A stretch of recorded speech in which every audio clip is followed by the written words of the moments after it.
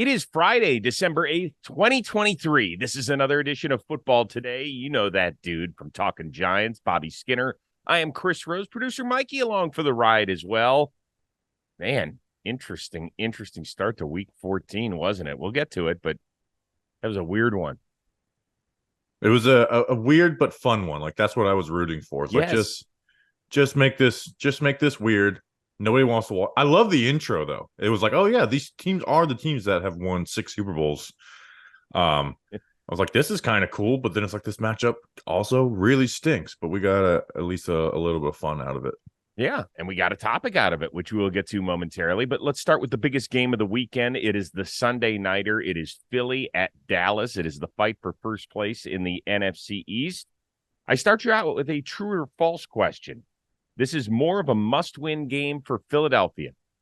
It depends on which way you're looking at it, because I feel like the Eagles after that 49ers game, like even though they did lose like that at home, I feel like they need to have home field advantage in the playoffs, right? Like they're not as talented as the 49ers. But if you're from the Cowboys point of view, it's like, hey, Jalen Hurts is banged up, probably going to play. And this is the game, right? Like this is the type of game we've been asking you guys to win for us to take you more serious than just the third. I say just like it's a small feat, the third team in the NFC. So I actually think it is for Dallas, because if the Eagles win this game, yeah, they probably have the 1 seed, but I'm not changing how much I look at them. If the Cowboys win this, I'm going to give them a little more respect than I've been giving them all year. So even if Philly loses, they still have the inside track to winning the division, because if they lose Sunday night and they win out, they're going to end up being the division champs because of the way the tiebreakers will end up working out. I do think that Philly needs that 1 seed in a bad way, if nothing else other than to get Jalen Hurts off of his feet for another week. I still don't think that he is. I get it. We're in week 14. Everybody's banged up and half the team's already using backup quarterbacks as is. But if this team wants to get back to the Super Bowl, they need him as a running threat just as much as a throwing threat. And I think that week off would certainly help them.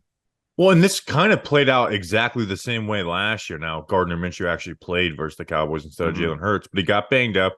He came back, did not look himself. I remember that last game of the year playing against the Giants backups, and Hurts probably played one of his worst game of the season. And then they get their rest into the playoffs. Everyone's talking about it, and then they go and smack my Giants. And then, although Brock Purdy and Josh Johnson got injured in that game, they were still playing a lot better in that game than they did last weekend versus the 49ers. And then obviously balled in the Super Bowl versus the Chiefs. So yeah, like you said, the week of rest, and even though they did lose at home to the 49ers, that home field advantage will matter for Philly. Now, here's the deal, though. The reason my answer is actually that it is false and that Dallas needs it more is because, first of all, no quarterback in the league is playing better than Dak. He's playing the best of his career right now. He's got 20 touchdowns in his last 6 games, which is unbelievable. Since the loss to Philly back in week 9, Dallas has won 4 in a row. They're putting up 42 points per game. They are undefeated at home this year. They still have games at Buffalo and at Miami and home against Detroit this year. So this, they still have 4 really huge games going into this weekend. And at some point, they're going to be sick of the narrative. Well, they already are, but they're sick of answering the question, when are you going to beat a really, really good team? Like last Thursday against Seattle, it was a fun game, certainly, but nobody's looking at Seattle as a Super Bowl contender or even as a team that could really win a playoff game at this point. So it is a monumental step up from Seattle to Philly, and even in my opinion, Buffalo and Miami and Detroit after that. Well, and we already had, me and Dalton did the football today after that first Eagles Cowboys game, and we kind of talked to him. We're like, hey, I'm feeling good about the Cowboys in this game, right? They went to toe to toe with the Eagles. Dak played really well against that defense. But if you do the same exact thing a second time in a row where Dak plays well, but they don't quite pull it out, well, then you don't feel as good anymore. You're just the same old Dallas Cowboys who can't beat the best teams in the NFL. So that's why I am on it's more important for Dallas, even though like football standings wise, it probably would say Philly. One other note, both of these teams can clinch playoff spots with a win and some massive help over the weekend. So we'll keep our eye on that. Bills are back after a bye, and they continue a really tough schedule run with a stop in Kansas City, with games still to come against Dallas and Miami. Is this like a playoff game for Buffalo, which sits at 6-6? Yeah. Sorry, I was trying to make a joke. Can we talk about Sean McDermott? I like what's going No, on? there is no joke to be had with that. This is what a nightmare. I was gonna say like this is as tough of a schedule as Al Qaeda or something like that. Like you got to persevere. Like Yeah, insane. It's. I actually don't think it's something that should. It was 4 years ago, so I don't think like there should be like calling for his firing for this. But I do think McDermott should be out of there anyways. But it's just a great look at how NFL coaches are like low key the most insane people on the earth are football coaches. Like one to be wired to work like that, right? At the hope of, getting to a head coaching job eventually. Like it's insane. It's just they are insane people. Like there's only like 60 of them on the entire earth. Listen, I'm going to answer the question and get past the rest of the nonsense that people were dealing with over the previous 24 hours. It is not a playoff game because even if they fall to 6-7, listen, they already got some help with the Steelers losing at home on Thursday night to the Patriots, and we'll talk about that. You could see Cleveland losing at home to Jacksonville. You could see Indianapolis losing on the road at Cincinnati. Houston, I think they're fine against the Jets. But still, there's going to be a bunch of teams at 7-6 and a bunch of teams at 6-7 after this weekend. The problem is that you are running out of time and you still have some big time games left. The Bills are so weird because their point differential is so much in the positive. They should be at like 8-4. It wouldn't shock you if they were 9-3 instead of being a 500 team. But man, oh man, people are they have started talking about, well, has the window closed on the Bills? They got a freaking 27-year-old franchise quarterback, and we're asking the question, has the window closed on the Buffalo Bills? But man, I didn't think heading into the second week of December that this is what the narrative would be surrounding this game. Yeah, this is like a must-win game for them. Like you said, like they should be a minimum 9-win team and usually around 11. And to me, they've had success versus the Chiefs in the regular season. Mm-hmm. They've lost to them in the playoffs a couple of times, but they've had success against them in the regular season. So this is like this is a winnable game. The Chiefs, we know, are not world beaters this year. They're very beatable. Yeah, I think it is because what were the next couple games on the schedule? I think it's they lost to the Eagles in a game where they very easily could have and should have won that. Yes. So they host Dallas next week. They are still at the Chargers and home against New England, and they finish the season at Miami in Week 18. Yeah, so that Miami game gets you. So I feel like if they win this game, you can feel good about them making the playoffs. But if you lose, like I don't think they make it, right? So it is right a playoff now. They have game. the Bengals ahead of them, the Broncos, the Steelers, the Browns, the Texans, the Colts. Like everybody's ahead of him in the wild card race, right? It's like if you look at this entire wild card race, it was the Bills, and then everyone else who's in it is above them. And I'm not confident in them to not screw up a game that they're favored in, like the Chargers, and they already lost to the Patriots once this year. The big deal is, and maybe this is why I should go back a little bit on my answer, is that if they lose this game, they fall to 3-6 in the conference. That's basically even if they get to 10 wins, you're really screwed because then you're talking about multi-teams making the playoffs. The benefit for them is that there isn't another AFC East team that they would have to go to a tiebreaker. When it becomes 3 or more teams in a wild card, I've already looked this up, so stay with me a second. When it becomes 3 or more teams in a wild card tiebreaker scenario, and there isn't head-to-head that comes into play at all, it goes actually to a divisional tiebreaker. So let's say Cleveland and Pittsburgh and Indy and Houston are involved, then those teams have to somehow break a tiebreaker, and only one of those two teams could be involved. So because Buffalo doesn't have the Jets and doesn't have New England involved in a wild card tie-breaking scenario, that actually benefits them. I know it sounds screwy. Just follow me a little bit because I talked to one of our researchers about it yesterday, and I asked him point blank. I was like, "What happens here? Is it a must-win game for Buffalo?" And he explained to me why it isn't. But I look at the conference record, and I still think it is. Yeah, I mean, again, the Chiefs are a very beatable team for Buffalo. I mean, if you look at like advanced numbers and stuff, you'd probably say Buffalo is better than Kansas City this year. It's just Buffalo's found ways to lose games, and Kansas City's found ways to win them for the most part. So yeah, I do because I think again, I'm not trusting them against the teams they're going to be favored in the Chargers and the Patriots. Like again, they've shown that they lose to those types of teams this year. They haven't shown that they will clearly beat them. All right, so listening to myself talk and talk about tiebreakers and a 3-6 conference record if the Bills lose at Kansas City, I have convinced myself that yes, this weekend is a playoff game. There, I feel better about it. So now when I'm watching Nance and Romo talk about the game, now I'm like, oh, this is a Bills playoff game. Okay, that's good. And this is another no red zone time slot for me this week too. I'm only watching Bills Chiefs. Okay, makes sense. Thursday night, boy, the Steelers are kicking themselves. They became the first team in NFL history to have a winning record and lose consecutive games to teams that were at least 8 games under 500. Last week, it was home against the Cardinals. This week, it was to Bailey Zappi and the New England Patriots. So the bigger question is what was the bigger story? The Steelers suffering a huge loss in the wild card chase, or the Patriots basically taking themselves out of that first pick? I think it's heavily the Steelers. Like the Patriots, are still in it for the second pick.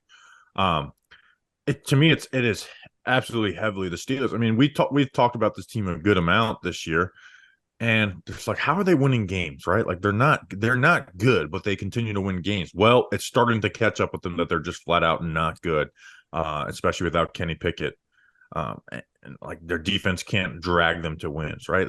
They've gotten out. I thought they've got outgained in like every single like win that they've had this year. They're just not a good team. And now it is a big deal because the heat is going to start turning on Mike Tomlin. That like this little streak is starting to get a little old.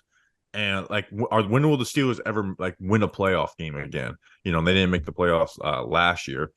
Like that's to me, you should expect more out of the Steelers. They drafted Kenny Pickett in the first round. Now I know Kenny Pickett didn't play last night, but they didn't look good with him either on offense, where they fired their offensive coordinator mid-season. So to me, it's easily the Steelers. Like they're kind of a mess, but they're not going to fire Tomlin, which I somewhat agree with.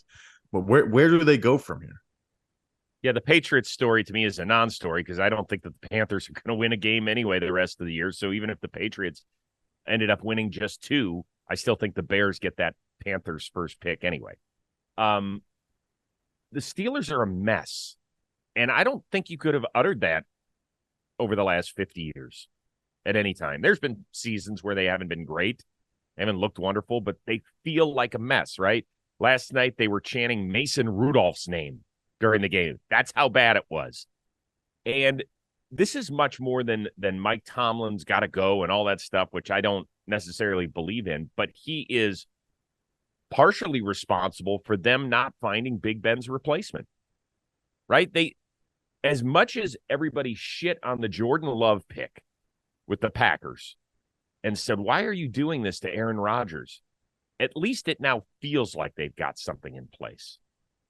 I think Kenny Pickett was a first rounder only because he was made a first rounder by a single team, just like Tim Tebow was. I'm not so sure Kenny Pickett's a first round talent. And that was the time where Big Ben retired, so they had to go get a quarterback. That wasn't a quarterback plan. It wasn't, hey, when Big Ben does finally call it quits, remember like every year over the last 5 years of his career, he always threatened to retire anyway. They didn't have a plan in place. They never did. Landry Jones wasn't a plan in place. Mason Rudolph isn't a plan in place. So this is where they are now. It's just stuck with Josh Dobbs after all these years. Yeah, and Pickett, the hometown Pittsburgh guy too. It's like you wonder if that came into play with it at all. Yeah, they're a mess. They need to go out and find an offensive coordinator who'll be an advantage to them too. You know, obviously they can't do that in season. Like there needs to be some changes on the way they do things. And you were watching the broadcast, and Michael Smith was saying like, hey, like there's issues behind the scenes of like culture wise with this. Now again, I think Mike Tomlin shouldn't, like, I know it's Mike Tomlin. The Mike Tomlin should be fired stuff is bubbling up for the first time in like 5 years, but like there has to be some self-awareness and some changes of the way they attack things, and you can't just be business as usual. But how are they going to change that? This is the organization in all of sports that doesn't. They've had 3 coaches in the last 55 years. You know, how many decision makers have they had? Very few. This isn't what they do, right? The Rooney family they don't change things. And I think that that's been part of their calling card in a positive light. Well, I think you can change what Mike Tomlin can make like adjustments to how he runs things. I mean, basically, to me, it really comes down to going out and finding an offensive coordinator out of building who's going to be an advantage, right? To try and find someone that's up and coming, not just, filling, bumping guys up within the organization, and quarterback. But there's no good answer for what they can do at quarterback because they're not really in a spot to go get one, unless it's one of those years where it's like, hey, the 4th guy off the board actually could be something really good. But I don't think they're going to do that either. If you look at the Kenny Pickett year, which was just 2022, go through the entire quarterback draft. It's Brock Purdy and a lot of distance between the next best guy. Oh yeah, it was Purdy, Malik Willis, who obviously, like, we found out afterwards, like the guy just can't spit out a play half the time. Desmond Ridder. Pickett, yeah, Ridder, who, well, no, I don't like. Matt Corral, who was very immature. And then Sam Howell. So I guess Sam Howell's been like number 2 after Brock Purdy in that class. Yeah, it's just not pretty right now. Doesn't hurt. Actually, I would take Pickett over Sam Howell. But anyways. But it's not. There's a substantial gap. We can Pickett's not their long-term answer, even though I think he can be like an average QB in the NFL. The weather might be cooling down, but the action on the field stays hot. And today we've teamed up with, DraftKings, an official partner of the NFL, to get you closer to the action. Right now, new customers who bet just $5 will get $150 in bonus bets instantly. Like instant grits, but actually good. So download the DraftKings app now and use promo code football today. These magic grits for fan of multiple teams and want to bet on them all? Combine multiple bets together for a shot at an even bigger payout. If sports betting is not yet available in your state, not to worry. You can still join in on all the fun with DraftKings Daily Fantasy Sports. Have you ever seen My Cousin Vinny, Mikey? I have not seen My Cousin Vinny. Homework. Watch it. It's always on TNT and stuff. It's a great movie from like the early 90s. Download the DraftKings Sportsbook app now. New customers use promo code football today. Bet just $5 on any wager and get $150 in bonus bets instantly. That's promo code football today, only at DraftKings Sportsbook. You Utes will enjoy it. You'll be glad you did. All right, so we had a pair of backup quarterbacks starting last night, and there are a bunch of them starting on playoff contenders this weekend. Which one are you most interested in zeroing in on? It's got to be your boy Joe Flacco, right? Not because like I'm expecting him to be amazing, but what's been the talking point with the Browns all year? It's like if you can get this offense to where it's just putting up a handful of points and not giving points to the other team, then they're a defense that can do some damage. Now, the defense hasn't been as stellar the last, whatever weeks, but they're still really talented and can turn it on. So to me, it's Joe Flacco. Can he be good enough to like get that defense in a spot where they can win games for them and win playoff games for them too? Yeah, I thought for a guy who's 38 years old and was throwing to his 4 kids in the backyard, somewhere near Philly, I thought he played exceptionally well last week in the loss against the Rams. For me, it's not him. And, oh, by the way, the Jags might have a backup quarterback going in C.J. Beathard.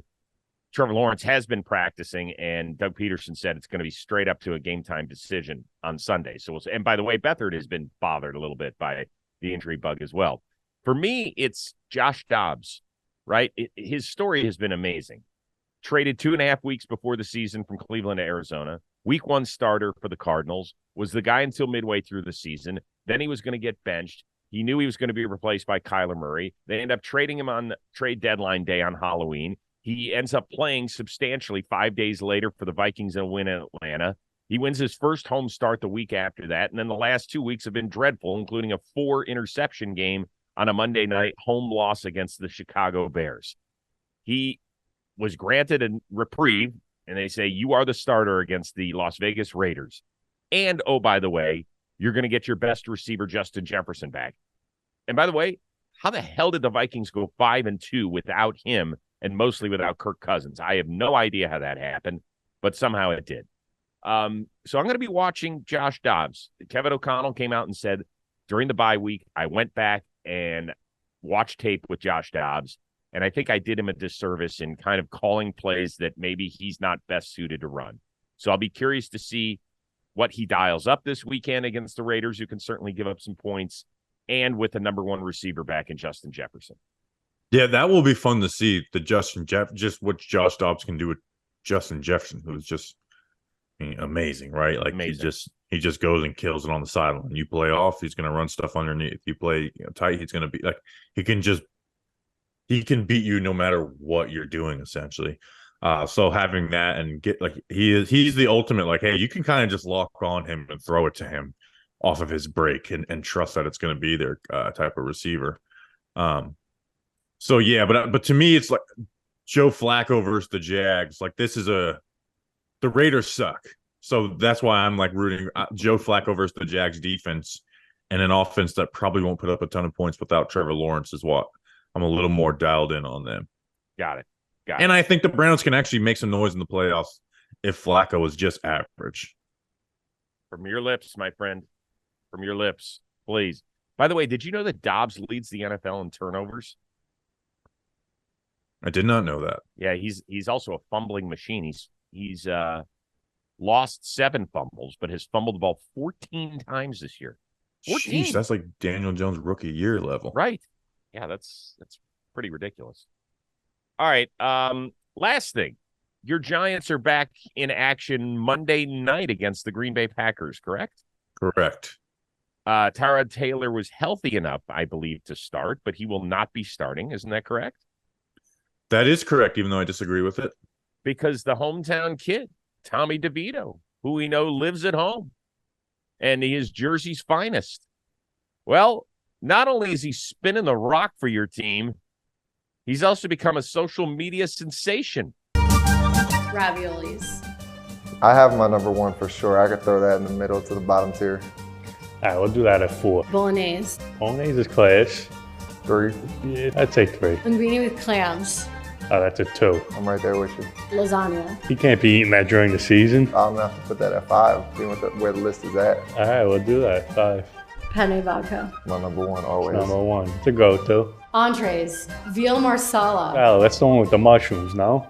That's at the bottom So of my that's list. 5. Chicken franchise. That's still 4. That's right there. That's why. Nobody grows up eating that stuff. No, like only if you have Maybe. to go to like some kind of dinner or like a banquet or something. They just have them all You there. got a collared shirt and a tie on. Yeah, You order a exactly. franchise. Right there. Shrimp scampi. That's a tree. 3. Eggplant parm. All right, now we're What are we talking. talking? I think that's either a 2. That's a 2 spot. That's a 2. Cutlets. Oh, it's on. Of course, number 1. It's number 1. So he's ranking Italian foods with the dude.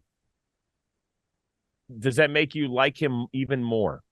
That's like a big social media like Reels guy. I forget his name. I wish. Here's where I'm in between a rock and a hard place. I do like the Tommy DeVito stuff is fun. I was in the stadium doing the hand. Yeah. It's very fun. But I also like strongly think that Tyrod Taylor should be the starter over him, right? So it's like I'm trying to be the voice of reason while also having fun with the DeVito stuff. And I'm in a tough spot here with this one. I wonder how that plays in the locker room. The guy has started, 3 games in the NFL, and all of a sudden he's become a big social media presence. Like, I always wonder about that. I think the kid seems innocent enough, and it doesn't feel like, Baker having his own commercials like 2 minutes into the league. But some people it rubs the wrong way. Not me. I dig it. It's mostly coming towards him, right? Like I don't think he's truly seeking it. He's done some like signings and stuff at places, but like I like that he's doing that. Where I worry is that I'm not going to do all the analytics and numbers and film like we do on the Talking Giants mailbag. Tyrod Taylor is better than him in every single area of playing quarterback, every single area of playing the position. And Tyrod Taylor is not just any old backup. He has a lot of respect of other players in that locker room, and I worry that if it can harm the locker room, like them being bothered, like why aren't we putting the guy who's best out there? And again, he's not just a random backup. He has a lot of respect in that locker room. Yeah, but he can't rank the top 5 Italian meals. So that chemistry was off the roof through those two. So it's been cool to see the Tommy DeVito story. I did an undrafted free agent film breakdown on him, thinking like, might as well. It's a quarterback and fun, to where this guy's now starting games for my team, and he's 2-1 as a starter too. So, okay, I wish you luck on Monday night, but I'll have plenty of time to, chop it up with you on Monday's edition of Football Today. We'll have cutlets. Enjoy your viewing weekend on Sunday. It'll be a nuts weekend. There's a lot of big games, a lot of teams at 6-6 and 7-5, and this is going to be fun. Then you got a Sunday nighter between two teams that hate each other. This is good stuff this weekend. I cannot wait. For our super duper mindful producer, Mikey, and Bobby Skinner in the Talking Giants world, who wants Tyrod over Tommy, I am Chris Rose. We will see you Monday on Football Today.